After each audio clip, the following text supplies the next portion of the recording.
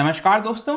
आपने देखा होगा पिछले 2 दिनों से गुजरात के अंदर जो पॉलिटिकल माहौल है उसमें काफी बड़ा बदलाव आया है। जो चीफ मिनिस्टर थे पिछले 5 वर्षों से विजय रूपाणी, उन्होंने अपना रेजिग्नेशन दे दिया और यहां पर फाइनली जो नए चीफ मिनिस्टर हैं भूपेंद्र पटेल, उनको चुन लिया गया है और आज ही आफ्टरनून में उनका यहां पर जो शपथ ग्रहण है वो कर दिया जाएगा। मोस्ट प्रोबेबली जब आप ये वीडियो देख रहे होंगे हो सकता है कि शायद उनका शपथ ग्रहण हो गया हो, लेकिन यहां पर अब क्योंकि सारी चीजें क्लियर हो गई हैं तो मैंने सोचा आपके लिए एक प्रॉपर वीडियो बना दूं जहां पर हम देखने की समझने की कोशिश करेंगे कि आखिरकार ये बदलाव क्यों हुआ, क्या प्रॉब्लम रही होगी, क्या स्पेकुलेशंस लगाए जा रहे हैं, वो सब कुछ मैं आपको बताऊंगा और साथ ही साथ जो नए चीफ मिनिस्टर हैं वो इस समय क्यों उन्हीं को चुना गया ये भी हम जानने की कोशिश करेंगे। काफी कुछ जानने को है, चलिए आगे बढ़ते हैं। लेकिन उसके पहले अगर आप यूपीएससी या फिर किसी भी एग्जाम की तैयारी कर रहे हैं, सिंपली आप हमारे ऐप को डाउनलोड कर सकते हैं और वहां पर जाकर जितने भी कोर्सेज हैं आप उसको अवेल कर पाएंगे।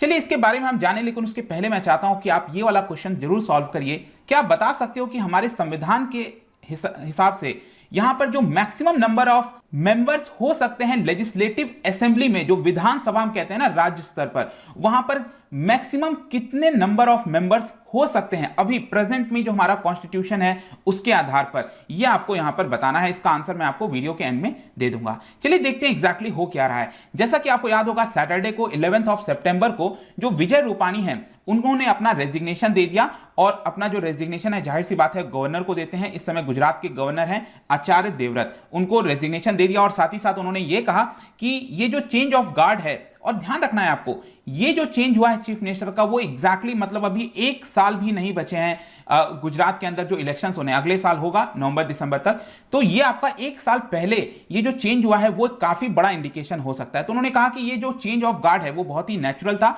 और बीजेपी जो है वो मुझे जो भी रिस्पॉन्सिबिलिटी देगी वो मैं उसको निभाऊंगा। और साथ ही साथ यहां पर उनके रेजिग्नेशन के बाद आप कह सकते हो कि रिसेंटली बीजेपी के अंदर अगर आप देखोगे तो कई राज्यों में अचानक से चीफ मिनिस्टर्स ने रेजिग्नेशन दिया है। रिसेंटली आपको याद होगा कर्नाटका के अंदर जो बीएस येडियुरप्पा हैं उन्होंने रेजिग्नेशन दिया। उत्तराखंड के अंदर रिसेंटली 2 चीफ मिनिस्टर तुरंत बदले गए थे, तीरथ सिंह रावत और त्रिवेंद्र रावत, दोनों यहां पर चेंज हुए थे। और गुजरात के अंदर अगर आप देखो तो नरेंद्र मोदी जब से प्राइम मिनिस्टर बने हैं उनके बाद अगर आप देखिए तो ये दूसरे चीफ मिनिस्टर हैं गुजरात के अंदर। इसके पहले आपको याद होगा आनंदीबेन पटेल थी, कुछ समय तक रही, उसके बाद विजय रूपाणी जी को बनाया गया और फाइनली यहां पर आप देख पाएंगे कि भूपेंद्र पटेल चीफ मिनिस्टर बन गए हैं। तो यहां पर बेसिकली अगर आप देखोगे ना, जो चर्चा चल रही है मीडिया के अंदर अलग अलग जगह, 4 मेन पॉसिबल कारण बताए जा सकते हैं जिसकी वजह से विजय रूपाणी को यहां पर रेजिग्नेशन देना पड़ गया। वो एक एक करके जल्दी से हम देख सकते हैं। सबसे पहला एंटी इनकम्बेंसी। बताया जा रहा है कि बीजेपी के अंदर ही कोई इंटरनल सर्वे हुआ होगा जिसके अंदर प्रेडिक्ट किया जा रहा था कि अगला जो चुनाव होने वाला है अगले साल, ठीक है, उसमें रूपाणी के लीडरशिप में हो सकता है कि जो पार्टी है बीजेपी है वो राज्य के अंदर हार जाए। तो एक ऐसा कोई इंटरनल सर्वे हुआ होगा जिसके तहत यहां पर जो चेंज ऑफ लीडरशिप है वो शायद जरूरी हो गया था। ऑल्दो अगर आप देखोगे तो रिसेंटली जो लोकल बॉडी के चुनाव हुए थे, ऑल्दो वो पूरा इंडिकेशन तो नहीं होता है लेकिन स्टिल यहां पर काफी हद तक चीजें बताती हैं। लोकल बॉडी के चुनाव में बीजेपी ने काफी अच्छा परफॉर्म किया था, लेकिन ज्यादातर वो जो सक्सेस है वो प्राइम मिनिस्टर नरेंद्र मोदी जी के नेतृत्व में, ऐसा बोला जा रहा था कि उन्हीं के बैनर में उन्हीं के नाम पर लड़ा गया। हो सकता है कि उसकी वजह से वो जीत मिली होगी। इसकी वजह से बताया जा सकता है कि यहां पर जो विजय रूपाणी है उनकी पॉपुलैरिटी काफी कम हो गई थी, वो उतना ज्यादा एक्टिव और जो सामने कहते हैं ना वो उसके रूप में नहीं आ रहे थे और हो सकता है कि इसका नुकसान हो सकता था बीजेपी को अगले चुनाव में, ये एक कारण बताया जा रहा है। दूसरा यहां पर जो पाटीदार एजिटेशन और रूरल अनरेस्ट, ये मैं आपको थोड़ा सा बताता हूं। आपको याद होगा 2016 में जब आनंदीबेन पटेल ने रेजिग्नेशन दिया था, उसका एक बहुत बड़ा जो कारण था वो था पाटीदार एजिटेशन, जो रिजर्वेशन वगैरह के लिए जॉब्स के अंदर अलग अलग जगह मांग हो रही थी। तो काफी बड़ा प्रोटेस्ट हुआ था, हार्दिक पटेल और जैसे जो यंग लीडर्स हैं वो सामने निकल कर आए थे, आपको याद होगा। तो यहां पर अभी ये शायद अनुमान लगाया जा रहा था कि वापस से जो पाटीदार एजिटेशन है वो वापस आ सकती है। तो ये इसको देखते हुए पहले ही शायद हो सकता है बीजेपी ने ये स्टेप ले लिया हो। रूपाणी का अगर आप देखोगे तो वो एक जैन कम्युनिटी से आते हैं और काफी हद तक आप कह सकते हो कि आनंदीबेन पटेल के जाने के बाद उन्होंने पाटीदार एजिटेशन को रोक कर रखा था, मतलब ऐसा उसके बाद कोई देखने को नहीं मिला था। और जो पाटीदार्स हैं और ओबीसी हैं राज्य के अंदर, वो अपना थ्रेट भी नहीं मान रहे थे विजय रूपाणी को, तो उसकी वजह से काफी हद तक चीजें रुकी हुई थी। इसके अलावा अभी रिसेंटली अगर आप देखोगे तो जो फार्मर ग्रुप के द्वारा एजिटेशन किया जा रहा है, प्रोटेस्ट चल रहा है रूरल एरियाज में प्राइवेटाइजेशन को लेकर, जो 3 बिल आए थे सेंट्रल गवर्नमेंट के द्वारा, इसके अलावा अनएम्प्लॉयमेंट को लेकर काफी चर्चा हो रही थी। तो ये सारी चीजें जो अनरेस्ट हो रहा था रूरल एरियाज में और वापस से जो एजिटेशन आ सकता था, उसको देखकर शायद लीडरशिप चेंज किया गया होगा। नेक्स्ट यहां पर जो तीसरा कारण बताया जा रहा है कि खुद बीजेपी के अंदर इनफाइटिंग हो सकती होगी, क्योंकि यहां पर 2016 में भी जब विजय रूपानी को बनाया गया था, एक नया नाम था और ऐसा लग रहा था कि शायद जो बीजेपी के अंदर जैसे नितिन पटेल हो गए, जो कि इस समय डेप्यूटी चीफ मिनिस्टर हैं गुजरात के, वो यहां पर बन सकते थे, लेकिन उनको ना बनाकर तो एक प्रकार से जो बीजेपी के अंदर ही एक जो रूमर्स फैल रहा था कि चेंज ऑफ गार्ड होना चाहिए। तो ये सारी चीजें एक आप कह सकते हो कि काम किया होगा, जिसकी वजह से यहां पर उनको रेजिग्नेशन देना पड़ा। चौथा और आखिरी कारण यहां पर कोविड का मिसमैनेजमेंट ये बताया जा रहा है।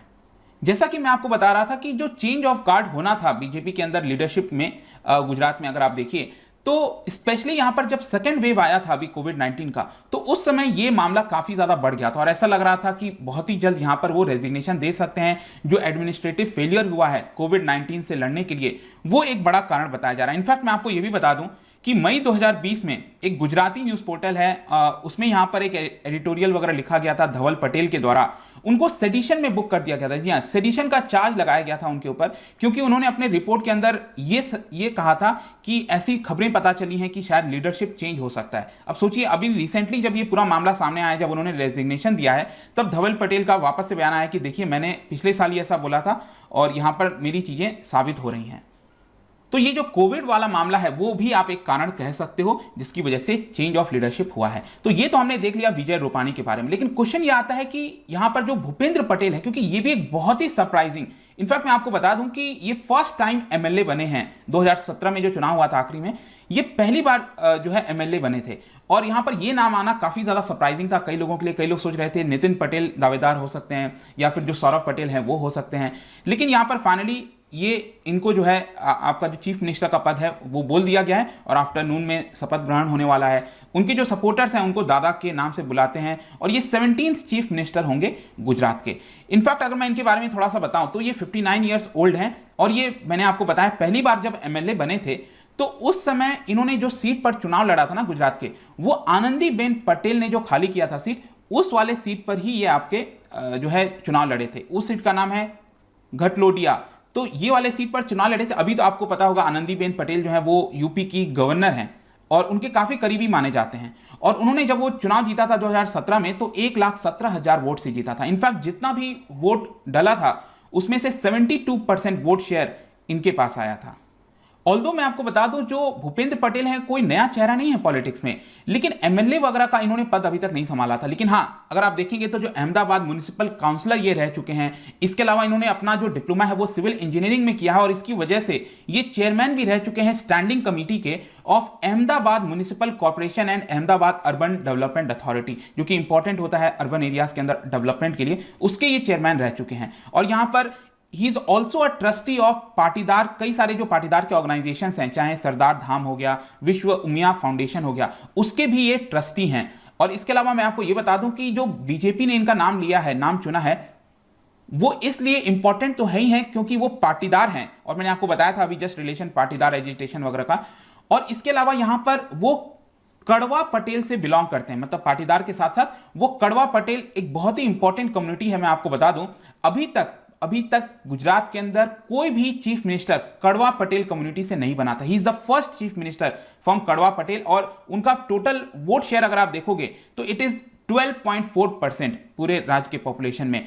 और अभी तक यहां पर जैसा मैंने बताया कि जो भी पटेल चीफ मिनिस्टर बने हैं दे आर फ्रॉम लेवा पटेल कम्युनिटी। तो ये एक इंपॉर्टेंट चीज हो जाता है, आपको ध्यान में रखना है। और जो पटेल है काफी बड़ा इन्फ्लुएंस है पाटीदार के अंदर, ये सारी कम्युनिटी के अंदर, तो हो सकता है कि इनको लाकर सामने जो एजिटेशन वगैरह है उसको थोड़ा सा कम करने की कोशिश की जा रही होगी बीजेपी के द्वारा। और अगले साल चुनाव है वो देखना होगा। लेकिन 2017 में मैं आपको याद दिला दूं कि जो टोटल असेंबली सीट्स हैं 182 गुजरात के अंदर, उसमें से 99 सीट्स जो है वो बीजेपी जीती थी और कांग्रेस 77 सीट्स जीती थी। तो बहुत ही थिन मेजॉरिटी था, ऐसा नहीं था कोई बहुत ज्यादा। यहां पर आपको मेजॉरिटी के लिए 92 सीट चाहिए था और 99 बीजेपी जीती थी, तो कोई बहुत ज्यादा अंतर से नहीं था। लेकिन हाँ, स्टिल वो जीत गए थे। तो हो सकता है कि ये सारे रिस्क फैक्टर देखते हुए नया चीफ मिनिस्टर चुना गया होगा।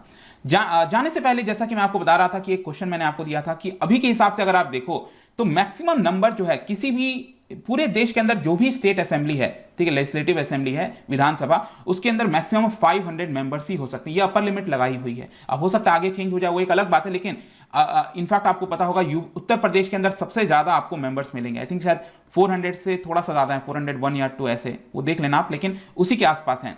जाने से पहले एक और इंटरेस्टिंग क्वेश्चन आपके लिए। ये तो हमने बात किया लेजिस्लेटिव असेंबली के बारे में, विधानसभा। एक और होता है बाई कैमरल लेजिस्लेशन, जिसको विधान परिषद कहते हैं, लेजिस्लेटिव काउंसिल। कुछ ही राज्यों में आपको मिलेगा, जैसे महाराष्ट्र हो गया, यूपी, बिहार, इस तरह के राज्यों में आपको लेजिस्लेटिव काउंसिल भी मिलेंगे। लेकिन उसके अंदर जो लोग चुने जाते हैं ना, तो कई लोगों के द्वारा यहां पर वोटिंग होती है लेजिस्लेटिव काउंसिल के अंदर। पब्लिक वोट नहीं करती है डायरेक्टली, लेकिन कुछ अलग अलग हिस्से के लोग करते हैं।